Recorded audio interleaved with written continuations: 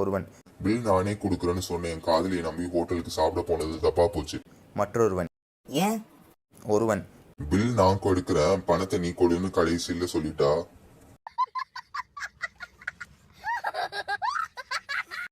தோழி 1. உன் கணவர் உடம்பு முடியாம படுத்த படுக்கையா கிடந்தாரு, இப்ப எப்படி இருக்காரு? தோழி 2. ஏதோ பரவாயில்ல, காலையில எந்திரிச்சாலும் காஃபி மட்டும் போட்டு தராரு. தோழி 1. என் கணவர் எப்பவும் நான் கிழித்த கோட்டை தாண்ட மாட்டார். தோழி 2. அதுக்காக எதுக்கு நீ அவரோட கோட்டை போய் கிழிக்கணும்?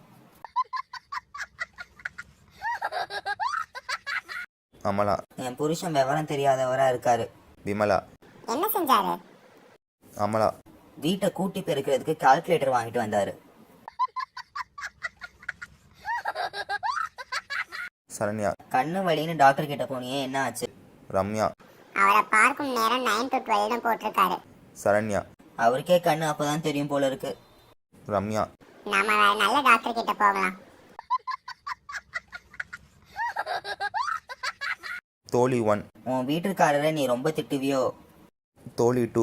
ச்சே, அதெல்லாம் நான் செய்ய மாட்டேன். அப்பப்ப அடிக்கிறதோட சரி.